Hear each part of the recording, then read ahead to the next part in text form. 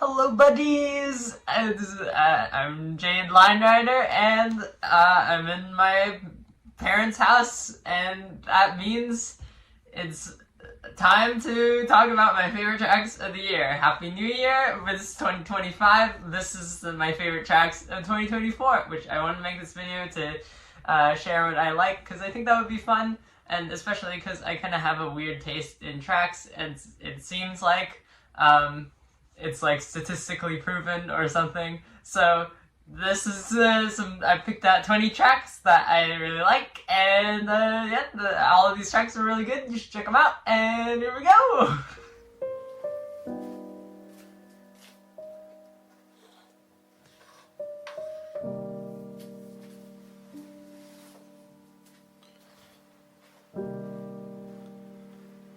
Exploration might not seem like much at first, but turn on the video's captions and you'll find that the track comes with a full script of narration. If you can, I recommend theatrically reading the captions out loud as you watch, since it's pretty fun and the script flows really nicely alongside the track. The narrator acts almost like a marble race commentator, reacting live to whatever Bosch is doing in that moment, but this role is quickly subverted to create an unexpected adventure that leaves us wondering where we'll go next. And what happens at the end is genuinely surprising and funny. With the simplicity of a short children's book, the way exploration invites audience interaction is rare to see in Line Riders, usually music sync to video format. Seen the rubble, the buildings, the mothers and the children, and all the men that you murdered, and then we see how you spin it. Who gets the right to defend and who gets the right of resistance? Has always been about dollars and the color of your pigment. But white supremacy is finally on blast, screaming free Palestine to their home and last. We see the 2024 was ultimately a year of Muslim resilience in the midst of American-funded genocide, and I've seen firsthand the disturbing determination of institutions to silence us about the Israel-Palestine conflict and how it affects all of us and our children. Hins Hall is a track that affirms our collective frustrations through what might be the best representation of rap music in Line Rider yet, with powerful use of iconography, almost like if Turner Wise's Handlebars was about real-world events. It takes a lot of bold risks, and there's some misses too, with the track's second half losing momentum, and that lesbian sunset moment that flashes on screen for 1 second could be its own track entirely. Minor execution issues aside, this track is most important for how it invites discussion about current events and injustice, confronting the Line Rider community directly on its complicity. I'm not sure if it'll be able to reach any Palestinians, but making art in solidarity with those being systemically erased can only really be a good thing for whoever comes across it. There's something that I'm trying to tell you. Give me just 1 minute so I can say it. I want to tell you my feelings, and I'd like to explain to you my emotions. This year has been a roller coaster of artistic development for Moon Explorer, a significantly younger artist who made their first batch of tracks in December 2022, but took a break for a while. They returned earlier this year, consistently putting out tracks that were as conceptually strong as they were playful. Of these, I Love You is the shortest and the punchiest, self-described as a short track about confessing love, which I can confirm is completely accurate. Moon Explorer turns Bill Wurtz's song into a conversation between two friends, responding to each lyric in the other rider's voice, in a way that feels funny and real. And by the end, I'm reminded that confessing love is ultimately just a thing you do at some point, especially when you're autistic, and there's something kind of wonderful about that. Our place on the table, so don't tell me you're hungry, 'cause darling, I'm starving myself. And I heard you're on Atkins as well. At this point, William 017 is probably a lot more well known for their tracks that combine Line Rider with After Effects made in post-production and Geometry Dash, but there's another side to their Line Rider catalog, which is their raw movement tracks, the progression of which from Impossible Soul to So You Are Tired to Homecoming Surf to this is, to me, just as compelling. I think we're calling this style of choreography flat sled manu quirk, which is so stupid, but I really do love this style.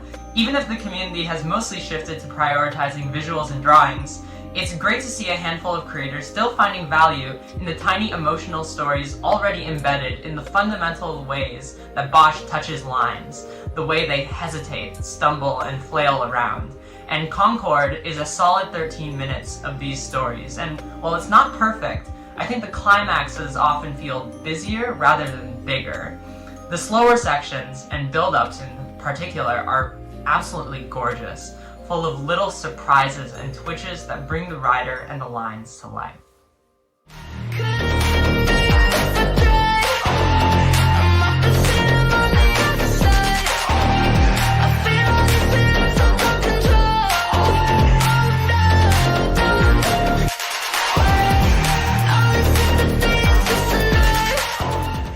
It couldn't be a 2024 recap without one track off of Brat, and honestly, who else could pull off Brat's blend of rhythmic precision and interpersonal angst better than Ray? The typography of Sympathy is a Night is the star of the show here. It feels like the words and scribbles have been etched into line writer with a blade, placed in daunting arrangements that make the struggles described in the lyrics feel physically huge and insurmountable. Especially those timed zoom outs on "don't know why." Like, holy shit. It really captures the specific, petty, life-ruining feeling of spiraling alone about someone you feel socially inferior to, but uncomfortable and on edge around in a way you barely understand.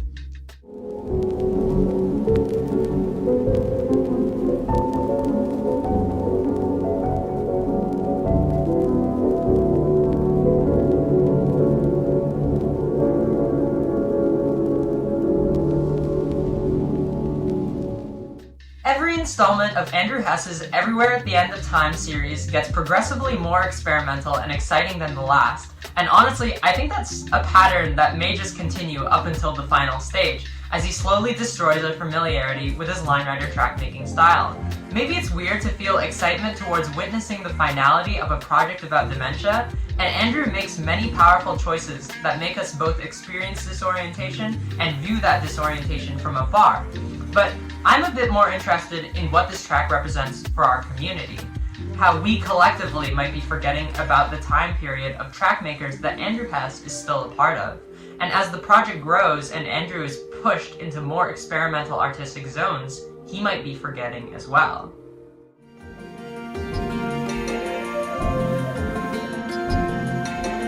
Hello, wildness, please forgive me now for the heartache and the misery I create. Autumn Rue 538 is one of line writer's most distinct artistic voices, but one critique I occasionally have with her work is that she can tend to overwrite lyrics, which can de-emphasize the important bits of a song. But she very deliberately doesn't do this in Will Anybody Ever Love Me, instead letting it grow from nothing through a series of pretty wild choices, and the result is the kindest, most gentle progression of any Autumn track yet, feeling like one huge swooping arc of a story rather than a bunch of individually chopped up sections. That being said, that zoom out on the lush, scribbly forest and then back in for the following verse might just be my favorite single part of any track this year, because Sufjan's singing is very pretty, but I didn't realize how heavy the things he sang here were. Please forgive me for the heartache and the misery I create, or burn my body, celebrate the afterglow. From here, Autumn spools out a river of ideas that is honestly magical to watch, as Autumn manages to make the often ugly emotion of desperation feel beautiful and natural. That thing where you're human. So good job. For once, you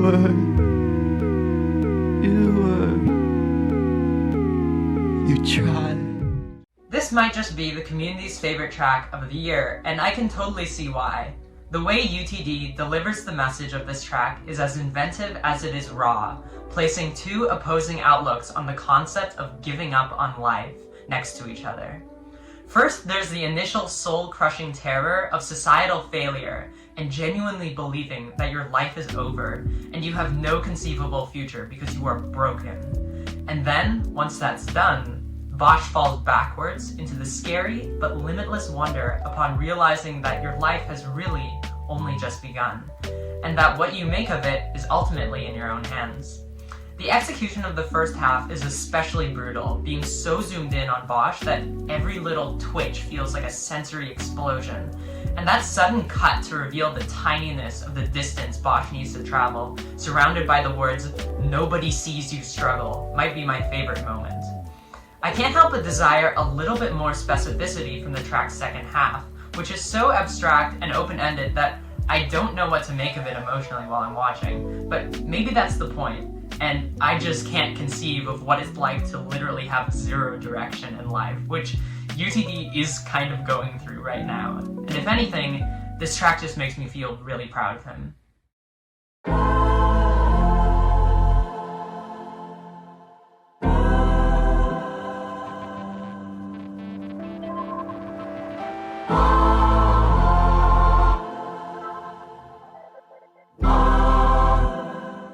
Pora is Line Rider's most exciting new artist to recently emerge onto the scene, and their most recent track, Breakfast, is hands down the most iconic track of the year. That opening where all of Bosch's body parts separate in the air and then quickly join back together is like a brief out-of-body experience, but the way the track develops the idea from there is what really sells it. As the music builds, Bosch's body parts drift to the edges of the screen, representing an extended period of dissociation. But then lyrics about vulnerability and being open with others are animated in the center of the screen, to which Bosch slowly comes to reality, stops disassociating, and reassembles themselves. And it just feels amazing, hopeful in an uncomplicated way. Everything, assuming I survive another 90 days, summer's gonna take my fucking life. And I would rather die, and let me make it clear it's nobody. Montreal came out at the beginning of the year, and it's sort of aged since then, only because of how much William 017 has refined their experimental style since. But that shouldn't diminish from the initial uproar of excitement that rippled through the community upon its release. If anything, it's a classic, with an unmatched willingness to try out new ideas that merge Geometry Dash and Line Rider, no matter how messy and unfiltered it gets. William 017 places entirely seen sections of track inside of a tiny TV screen, making that world feel far away and unreachable, as a series of cages pass overhead, which I read as feeling persistently trapped by your circumstances. Overall, Montreal reads as an overwhelming ball of ugly doomer emotions that are too relatable for societally marginalized people. It's about the disappointment and sadness of pining for what might have been your future if some plans didn't fall through. But it's pushed underneath explosive layers of anger and jealousy towards Western society. Whenever I go walking alongside a suburban car-infested Strode on a mucky raining evening, I think of this track.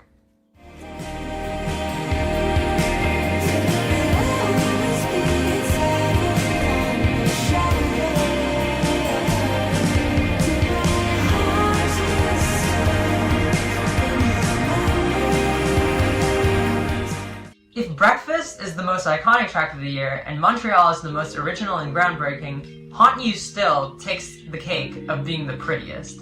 I mean, half of the reason I love it is because it just looks great, but the other half has to do with the way Pac includes drawings that are intentionally incomplete, most notably with the inclusion of fragmented body parts and half-drawn faces that bleed into the scenery, which reflect the incompletions in how we as people perceive each other.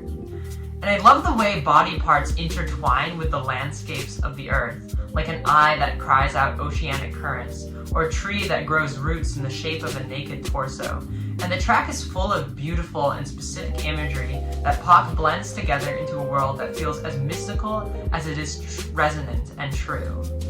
This shouldn't be surprising to anyone, but I love art that reminds us that we are the earth, that we are land and water, and Haunt You Still is one of the most striking and subtle approaches to that theme in Line Rider that I've ever seen. Said your mother won't know your child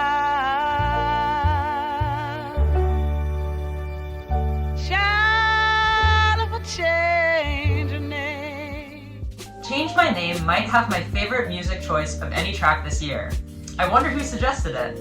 Anyways, the track wouldn't have worked so well without September's particular way of engaging with Roberta Flack's open-ended lyrics, using specific examples and drawings of religious imagery, transphobic language, and the Google searches of someone early in their transition. In the song, when Jesus says, "The world will turn away from you, child," September makes her divine character plainly state the rise of anti-trans legislation in the United States and transgender hate crime statistics.txt.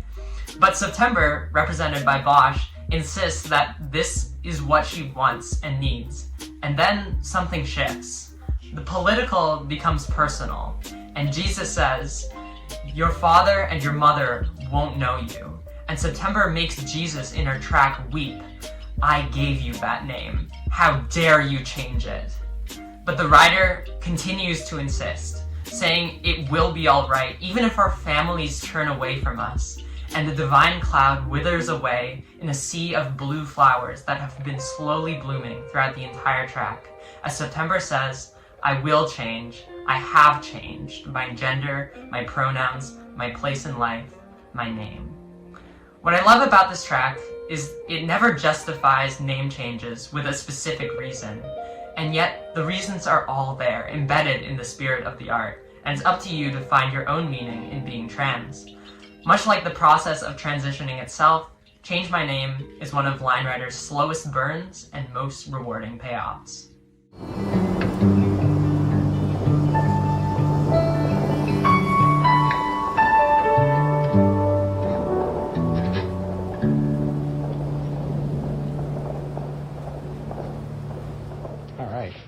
In Time Part 1 might be Ray's most experimental track, which says a lot considering his catalog.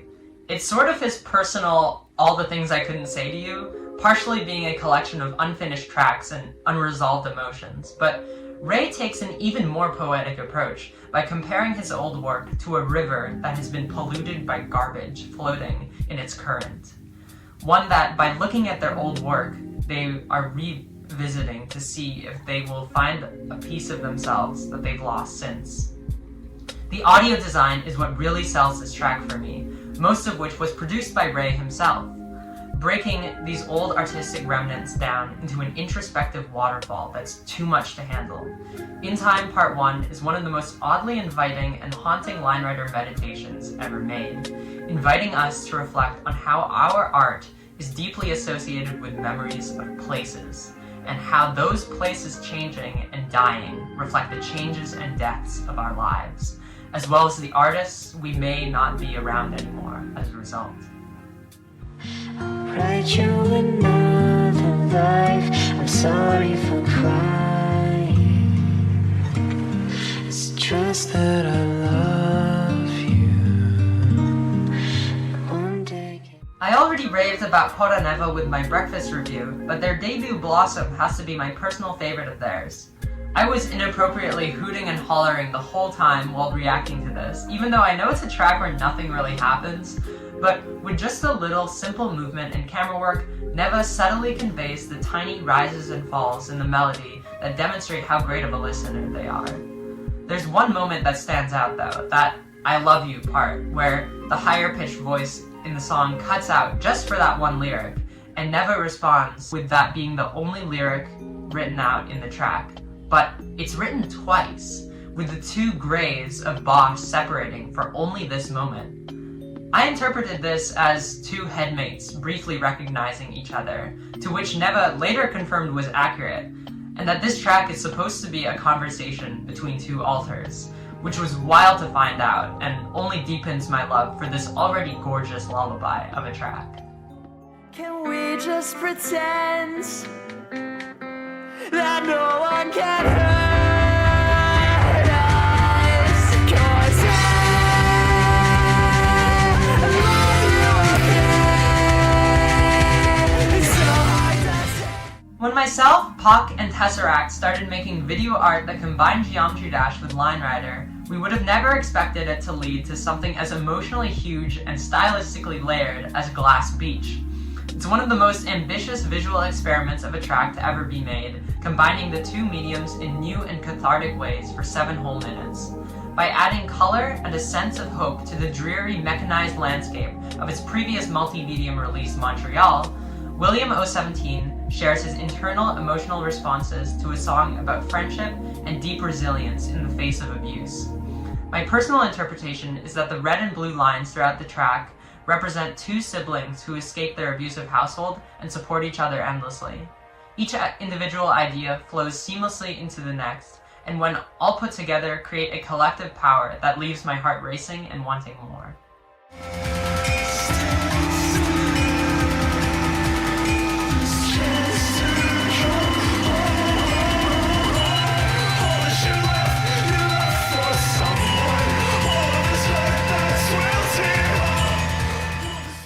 Apistat Commander might be an odd choice, as it's meant to be the final end screen of Puzzle Space, September's open-world ARG made in LineRider.com, where you progress by answering Rebus puzzles related to LineRider trivia. I could have put Puzzle Space here instead, but that would mean pointing viewers to a deeply inaccessible game that only a handful of people could ever realistically reach the finish of. Still, feel free to give it a shot, and you could probably Discord DM September if you ever got stuck. This track, though, I cried when I first watched it. If all the things I couldn't say to you was an inexplicably huge project about processing death, Puzzle Space and its epilogue, Apistat Commander, are even stranger, being about September's father who recently passed away. In Puzzle Space, September talks about how, when she was a kid, her dad would make her answer a trivia question before leaving the dinner table, and how she remembers this sharing of knowledge and trivia fondly, and how that was a glimpse of connection she had with her family in the midst of an abusive situation. This prompts me to reflect on my experiences with neurodivergent family, especially in LineRider, how people are building futures and families together, even escaping their own abusive households to seek refuge with other LineRider artists. And yet, all of this is because of this stupid sled toy that we just happen to be hyperfixated on.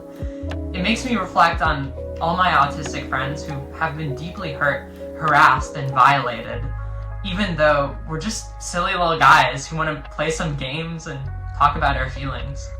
Apistat Commander makes me reflect on the relationship between neurodivergency and death, and after a sea of puzzles fly by to a screaming synth, we see the final puzzle with a hand rested on a coffin, with blanks in the formation of September's father's name.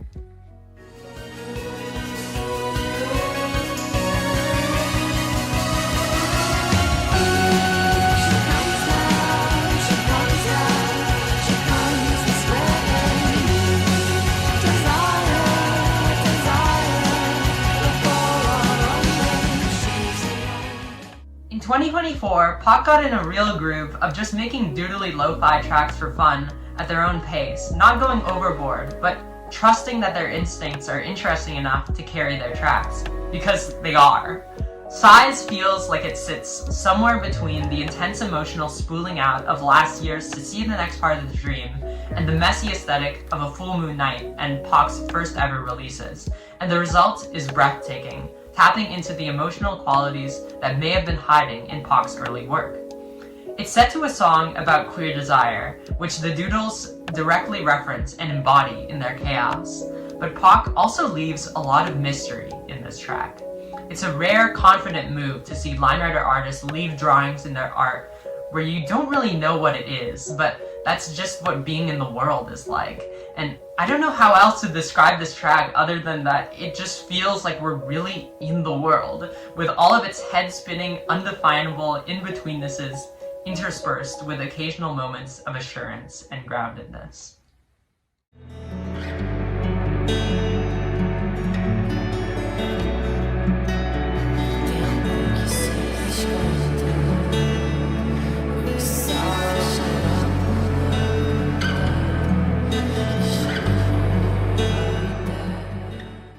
In a world of tightly synced tracks, tracks that go somewhere, tracks that try to do everything at once, this strange, quiet painting of a track has been the most precious and personally comforting one of the year. I interpret it as waking up from an afternoon nap in a little hiding place outside the city, and as you wipe away the sleep in your eyes, you see the world slowly fade back into view, realizing that dusk has fallen. In just 60 seconds, how it feels to chew 5 gum occupies so many beautiful, unplaceable in-between zones, existing somewhere between civilization and the mystical forest, somewhere between sleep and consciousness, between inhales and exhales. I love that it isn't trying to impress or pull off anything specific.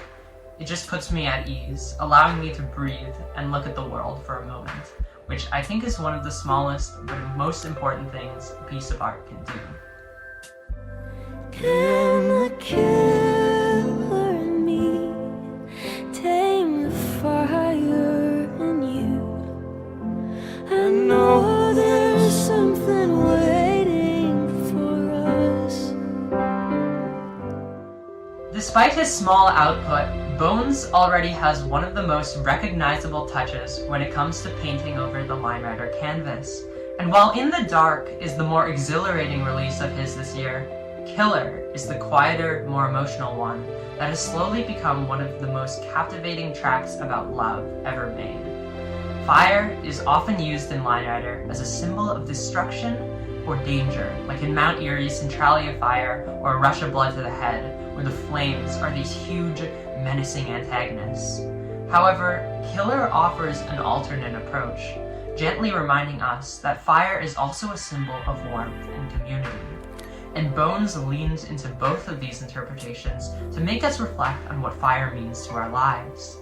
Though fire has the power to grow out of hand and destroy everything, to hurt and to kill you if misused, a campfire or bonfire can bring people together by offering warmth. And in a way, relationships are exactly the same. For people to be in a caring or loving relationship is to be a little warmth for each other, but it's also kind of like destroying each other's lives in the kindest way possible. Being in an intimate relationship is sort of a terrifyingly life-threatening situation, like giving someone else the power to hurt and tear you apart, but trusting them not to. In Killer, Bones responds to lyrics about feeling like a murderer around your partner by setting the entire track ablaze, even the buildings and houses at the start.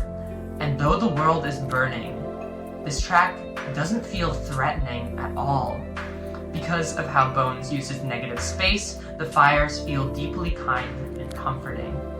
And I think just realizing that has been one of the most profound experiences the track has ever given us. Every time I watch Killer, it feels like it reaches something larger than us. Like it's saying our feelings and loves and destructions are a part of nature and are bigger than we can even begin to understand. Fading from off the stage and into the backdrop, from which everyone's distracted by a dancer spinning out frantic, suddenly composing herself like she was a symphony delivered from God. Cause it was never her fault. Now everything that she wants is sleeping to its feet, receiving her in ecstasy. I don't wanna know what it could have been. No. Wow, who would have guessed? Honestly though, I wasn't expecting a 12-minute unfinished movement track submitted anonymously for the Line Rider Detective competition and only uploaded to an extras channel upon my request a month later would remain easily my favorite track throughout the whole year. But as ridiculous as it sounds, I think this is the This Will Destroy You of hyperpop, and it's more than just the spirals in the final song. Personal Protocol is the track we need most right now, capturing the beautifully mundane everyday experience of playing an album from your phone and only kind of listening to it in the background, but then getting more and more into it as the EP progresses.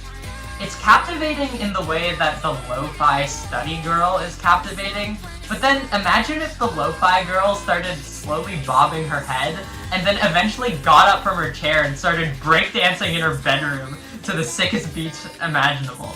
That's how this track feels, especially when you treat it not as a haphazard collection of random movements, but a contemporary dance where every moment is a deliberate choice, because that's what it is. For me, there's nothing more thrilling than the moment-to-moment experience of wondering what wild move Ray will pull next, whether it's keeping Bosch still, throwing them against the same wall over and over, or making them slowly approach a sled you know they're going to dismount on the song change. The way Personal Protocol plays with expectation and release is fucking brilliant, with such a rooted understanding of the structure of 8485's music that it knows when it's able to use nothingness as an idea. With just a few simple motions and a little bit of effective camera work, Ray has managed to make 2024's most expansive track, with Personal Protocol being the first line-writer video I've seen to capture a casual music listening experience, the ones that make up most of our actual lives.